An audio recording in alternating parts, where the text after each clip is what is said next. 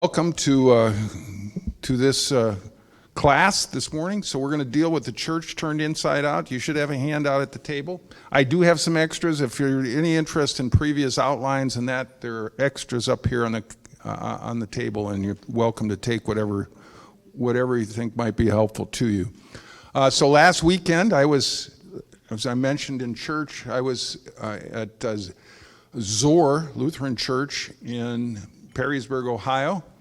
It was a Bonhoeffer weekend, so I did a seminar on Saturday morning looking at embracing the fullness of life was the theme, but I was just looking at how we balance all our various responsibilities, think obligation, but also our abilities to respond, think culture, art, friendship, all those kinds of things, and putting that together.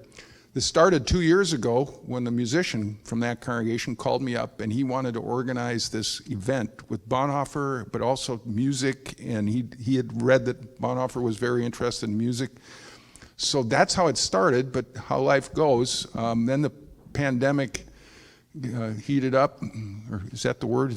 Does a pandemic heat up? I don't know. Anyway, it got rolling, and so we couldn't do it then, and then by the time we finally got around, we scheduled it for this fall, and then he took a new position in a suburb of Chicago. So he wasn't going to be there, and I actually called and offered. I said, if it'd be helpful, I can back out of this, and they decided to go ahead and do it, so it wasn't quite the same without him there, because he was going to do a lot of the musical side of things. But it's interesting, and the reason I bring this up is that church in its own way, it's been around since 1850. So much older congregation. I think I may have mentioned that in my grace note.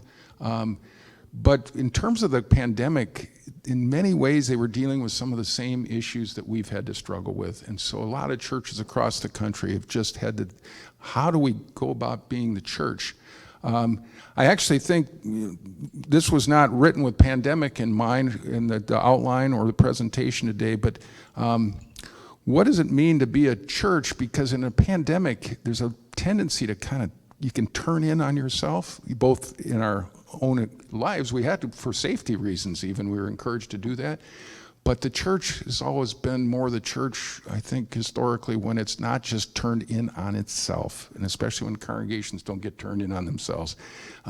That congregation, even though long, older, established congregation, does have a history and a track record of opening up into the community. I think St. Andrew has that track record also. Sometimes I don't think we were even as aware of all the ways that people of St. Andrew are out in the community having an impact. But that's what we want to talk about today, is what does it mean for the church to be turned inside out and not in upon ourselves. The school kits are behind here. I walked in today, what are those all doing there? And then I thought, what a perfect prop for talking about the church turned inside out. So this is one of the examples for the Lutheran tradition of how we have been actively involved through Lutheran World Relief for decades in reaching out into the world and helping people who are in need. So to get started here, though, priming the pump at your tables, what mission project of St. Andrew are you most excited about, and why? And then you also may have some ideas about what our congregation could be doing or could have done. So share one way in which our congregation could be more responsible. So I'll give you 6, 7, 8 minutes here to talk about those two questions at your tables.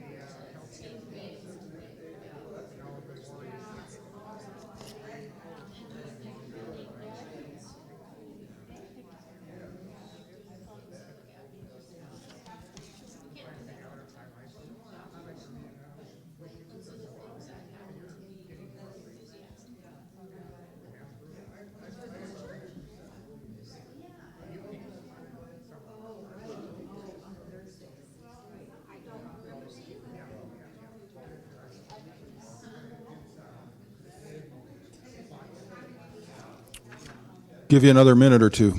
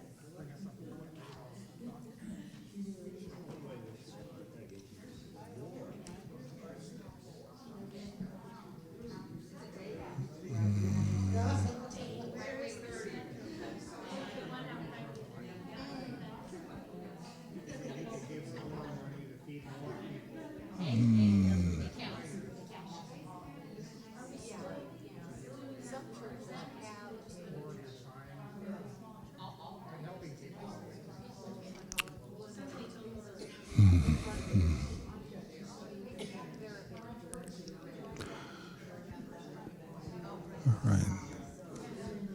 The Lord be with you. All right. Well, it sounded like there was a good buzz going at the tables, so always good to hear that. Again, those are questions to prime the pump, so that's the sign that it's working in that way. So we want to take a look. What does it mean to refer to the church as the responsible community or responsible community? Jesus, one of the ways Bonhoeffer referred to him as the responsible person par excellence, but we also was a corporate understanding of Jesus. And so we view the church is the corporate body of Christ in the world. And that's not just sort of like it. No, that is the case. That is the corporate body of Christ in the world. Now you go, well, wait a minute. The church doesn't always act like Jesus would act. That's true also. Luther had a line that, and this has just been passed on down. I never did find where it's actually from, but Luther is said to have said that wherever there's a church, the devil sets up shop right next door. And I've changed it. I say wherever there's a church, the devil sets up shop inside the doors. So the fact that there's sin is when you live in a sinful world, it's not surprising that the church is going to experience sin in some way. That we're part, and yet the church is that body of Christ in the world and has a responsibility to proclaim the gospel, good news of the life, death, and resurrection of Jesus, but to do that in word and deed. And so that's today we're getting at. We're not ignoring the word, but how is it that we actually live that out? What does it mean for the church to live out? And I'm using the responsibility as a way of understanding or helping us understand what that might entail. We talk about the real presence in our Lutheran church tradition, and one way of describing as a church is it's the real presence of this community of God, human beings, and all creation. So how do we try to embody that in our life and ministry as a congregation so that people actually can look to us and hear the word, but also see what it means to be a responsible community in the world? Just a reminder, responsible action then is action on behalf of or in the place of another. So again, that focus on acting on behalf of others. And another way to understand this is the will is directed toward God, toward the neighbor, and in our time, I think we're becoming more aware we have to take other creatures into account. And then the key phrase there too with responsible actions, without expectation of return. So that's where it can get dicey. But what does it mean to act where you're doing something for someone else without expecting them to pay you for it necessarily or something like that? So you think, I don't think we're going to get a lot of payment for the school kits we send out. Probably not, right?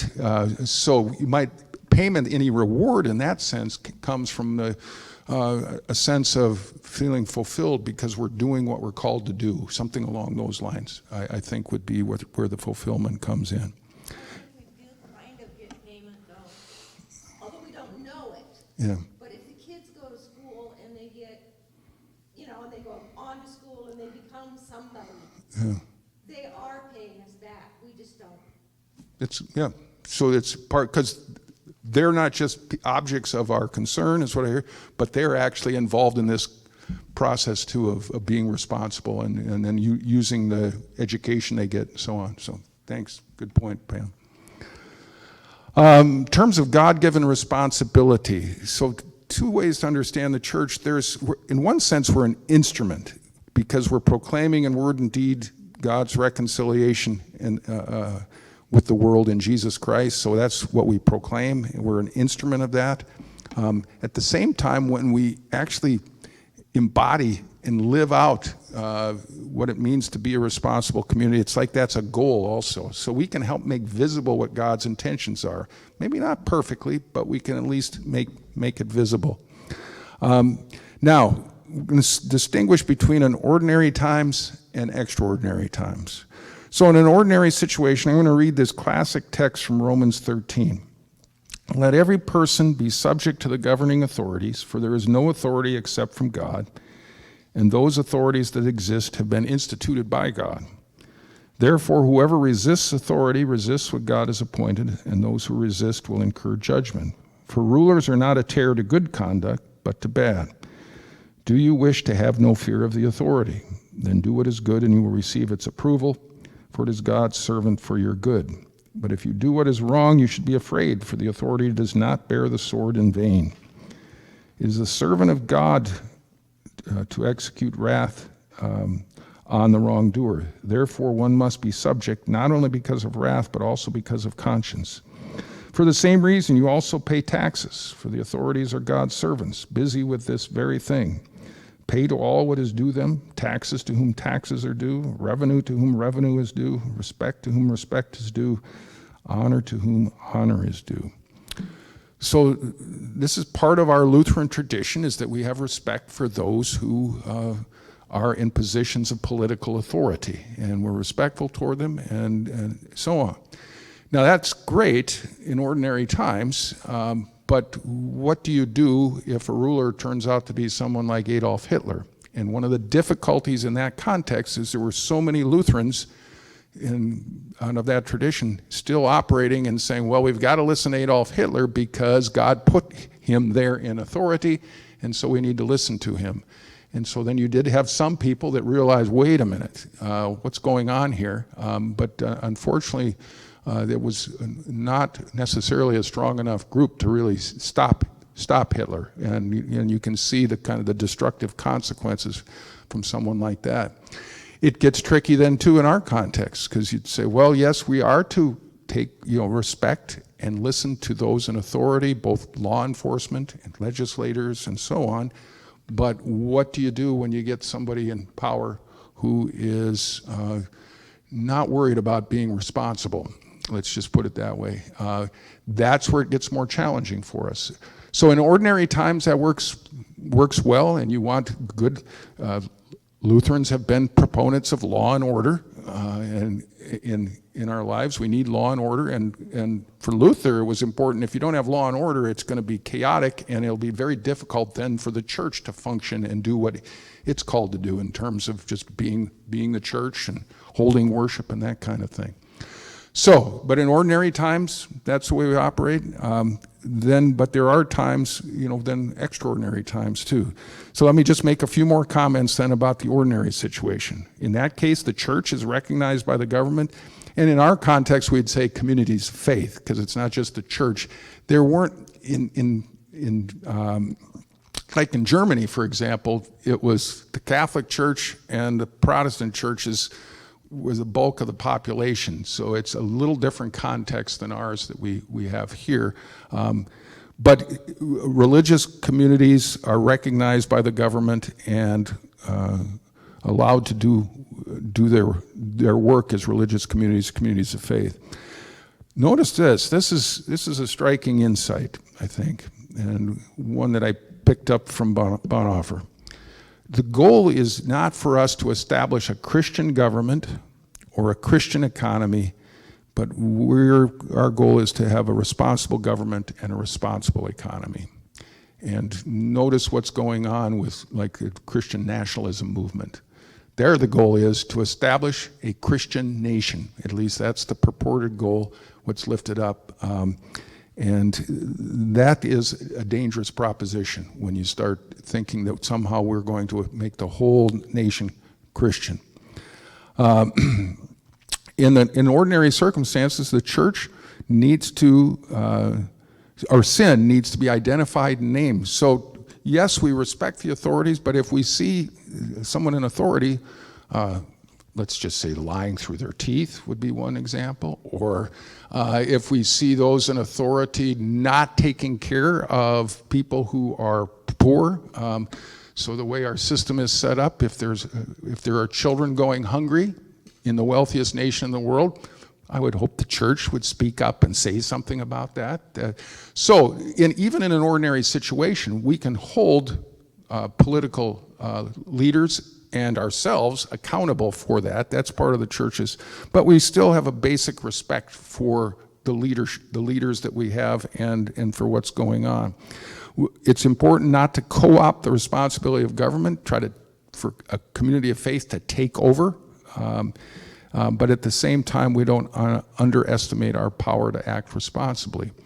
So there are times in history where the church hasn't had really very much power at all in certain circumstances, but it would be irresponsible in our context to ignore the fact that we can speak up and have an impact and do things. So you have to look at the situation that we're in and act accordingly. Another way to understand this is when you talk about the church and government, is there's distinct tasks for the government, distinct tasks for the church, but it's the same field of action, the same people we're working with, same community of people, and same creation we're working with. So in that sense, we have a common field of action, but they're different responsibilities. It's not the church's responsibility as a church we can have church people involved in law enforcement, but it's not the church's obligation to be the law enforcement authority in our context. It's not the church's responsibility to run the government, even though we may have church people who end up being elected or whatever and get involved in government. Now, in an extraordinary situation, what's going on? The primary responsibility of the church, in the midst of all we do, is proclamation, and it's hindered by the state. So the state, for whatever reason, compromises the message, makes it difficult to live as a church, and so that creates a different situation. So a church, imagine being a church in a minority situation, a small group of people. You're going to have a different role in that context. In fact, it may be all you can do just to survive as a church in a situation like that.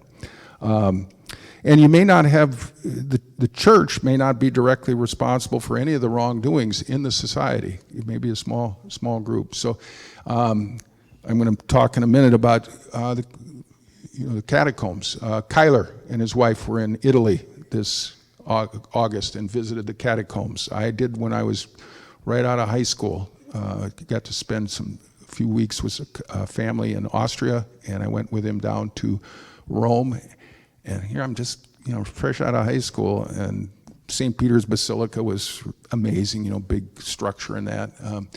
But the thing that really made an impression on me was going to those catacombs and realizing what it was like when you'd have to basically hide. Imagine if we came and gathered for worship and we have to make sure the authorities don't know what we're doing or don't find or see us. That's a whole different situation to be in. We can basically do what we want publicly here, and we can engage in our mission projects. It's not likely that anybody in the government's going to get upset that we're doing Lutheran World Relief. I mean, that's but imagine being in a situation where you have to hide out and you're just a small group. Going to be a different sense of what you need to do. And as I say here, it may be that in that situation you simply suffer under wrong, maybe what you end up doing in that case.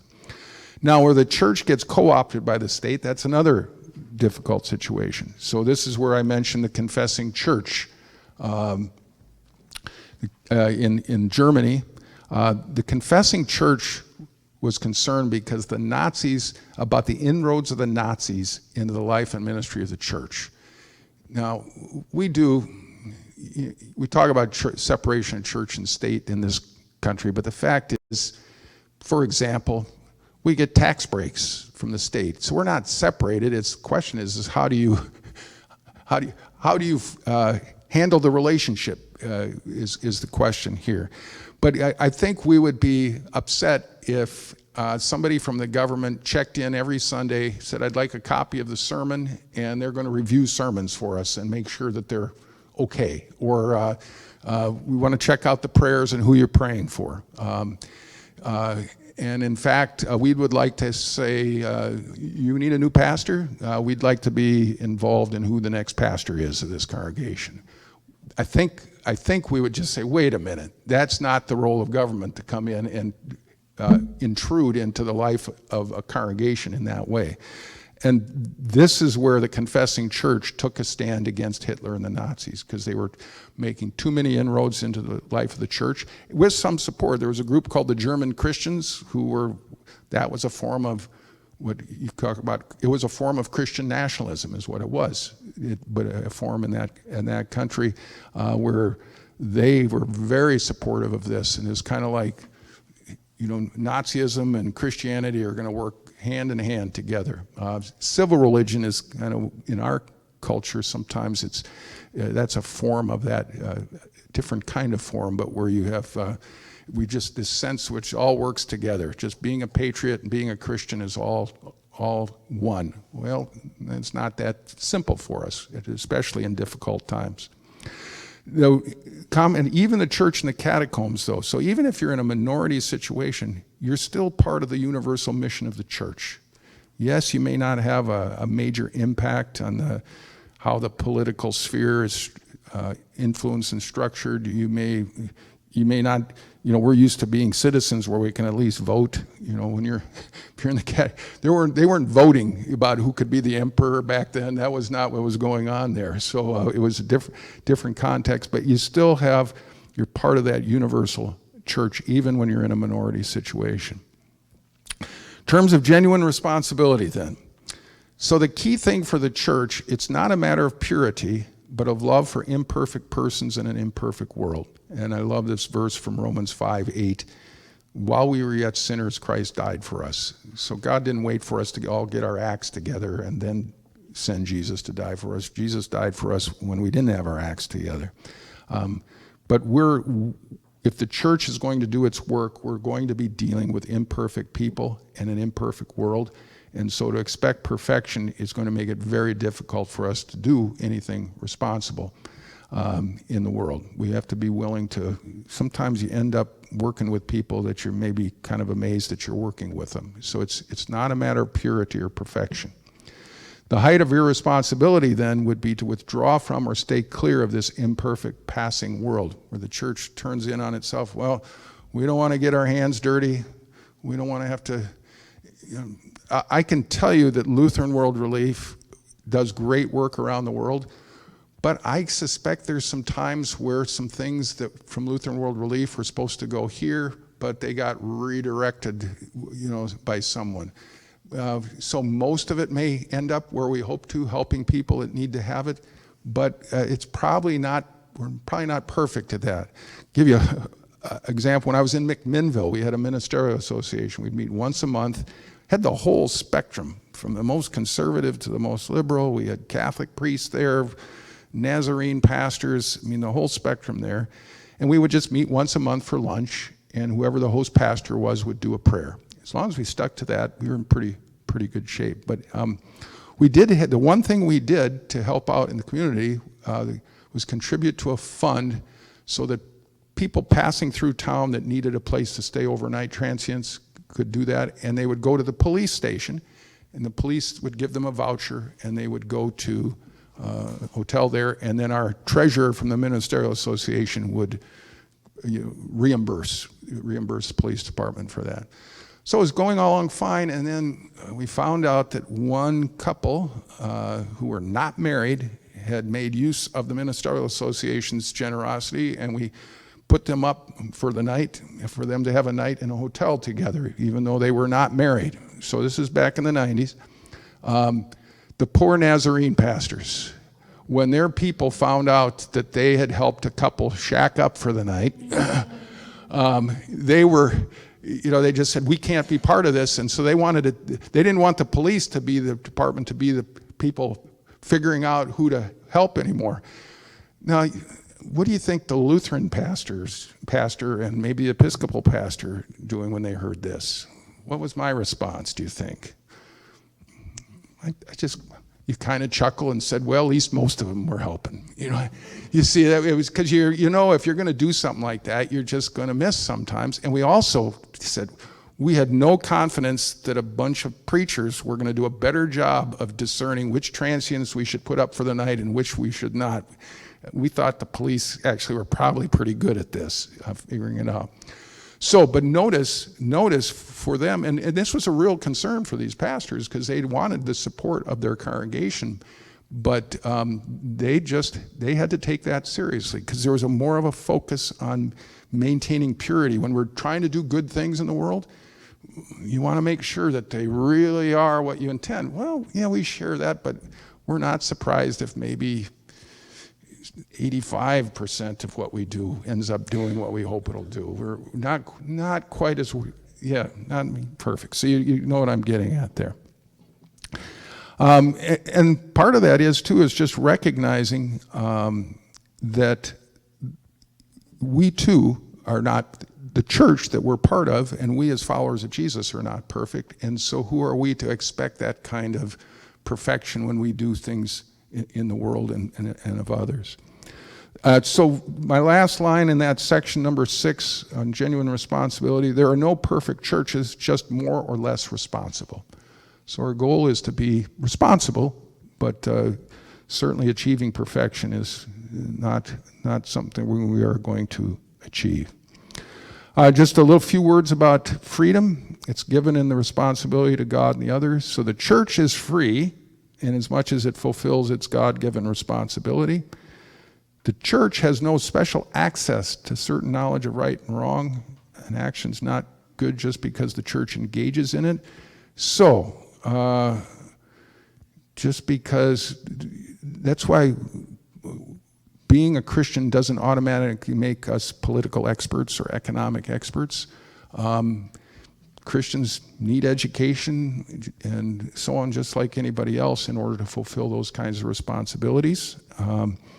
And then also, just because we do something, it may be good, but there may be some things that we're not doing well, so we need to learn from that and try to be more responsible the next time. This is one of the reasons, I think I have mentioned this before in other contexts, but when I was at Trinity in Tacoma,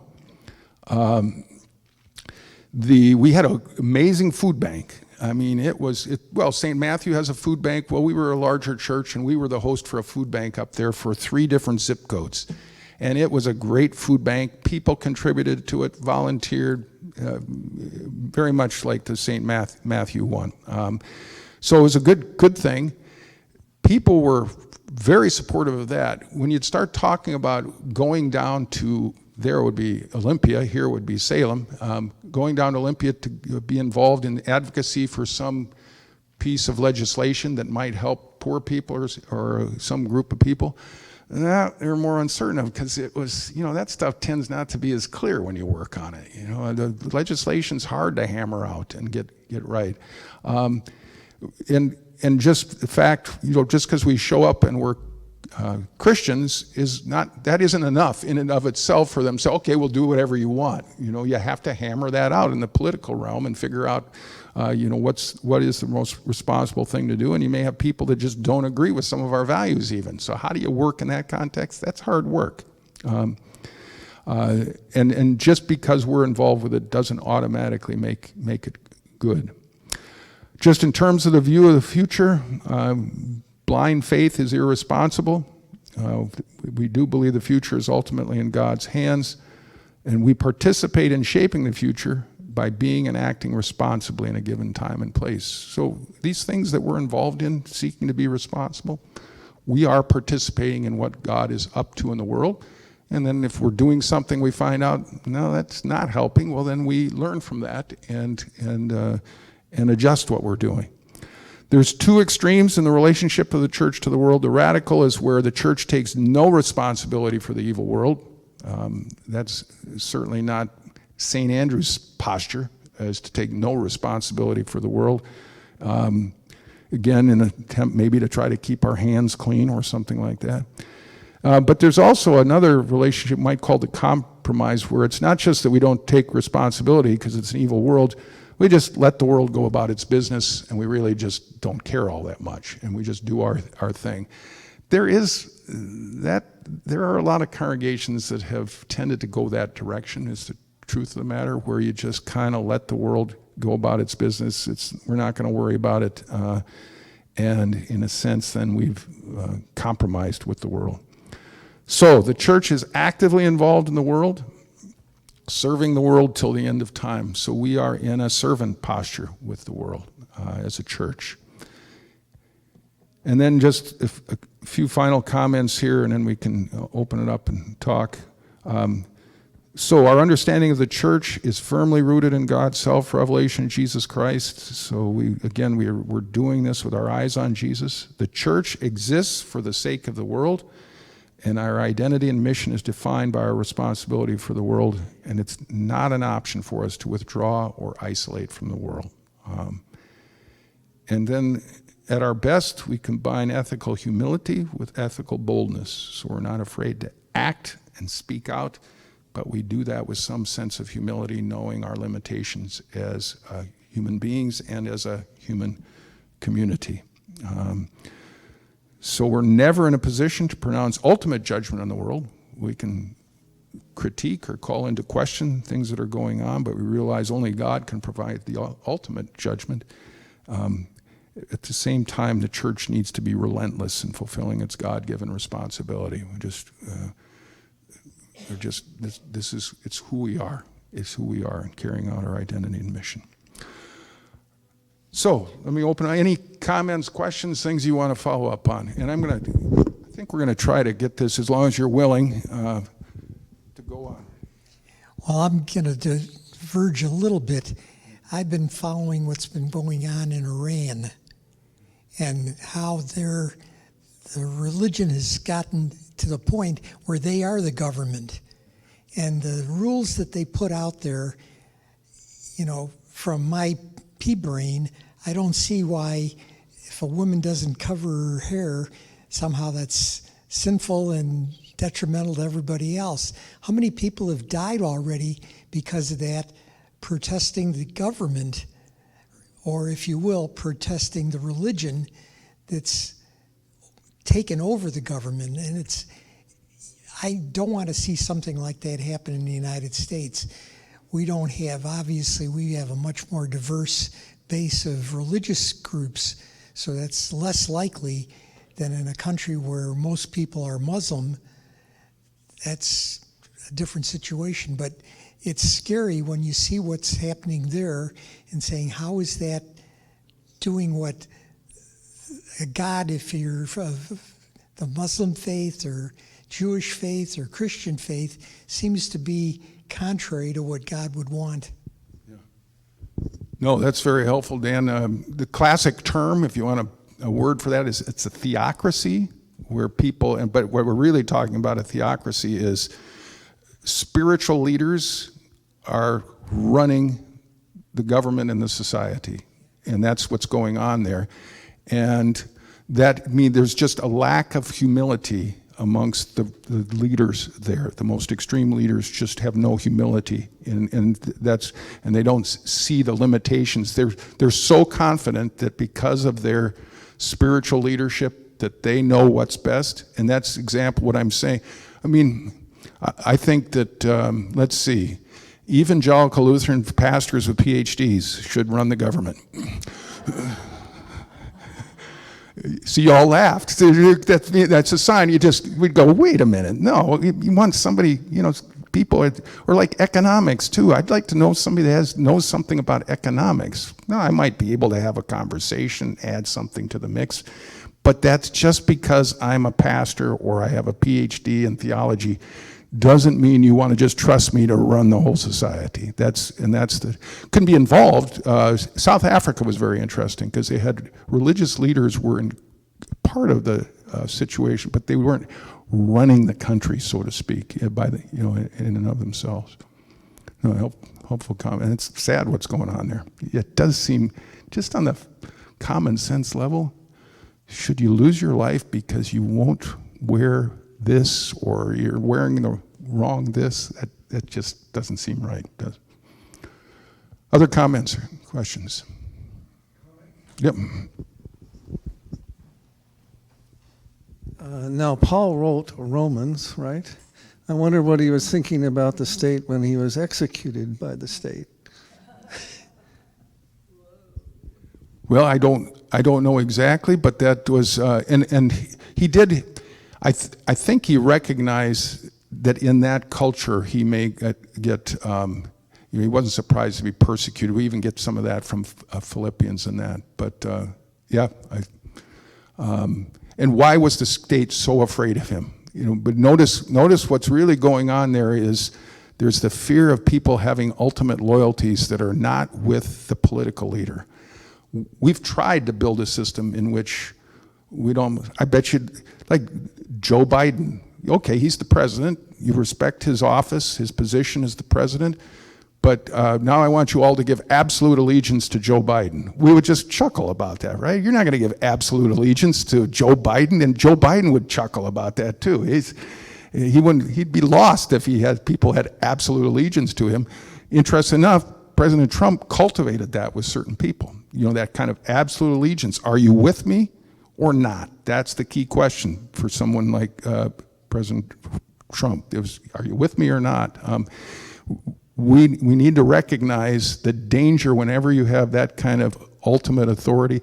Look what's going on even with the Russian people. It's very difficult for them to resist Putin, but Putin's actually wanting that kind of authority and power too, and look at the destruction that comes from that. When you give any human being, it's in the Bible, you give any human being ultimate authority, you're just asking for trouble. Any other comments? All right. So next week, I'm going to do one more session here, and basically I'll be doing the 45-minute version of Coming Home to Earth, so the book I wrote. If by chance, I'm not trying to sell books, but we do have, in case you want one of those, we do have a few in the office, and let me know. I think we pay a certain amount for them, and so I think it's $15, $20 covers it. If you want one of those books, if you really want my signature on it, I can do that too. But in any case, I'll give you the 45-minute, the Reader's Digest condensed version next Sunday, all right? That'll be our last session. Go in peace, serve the Lord.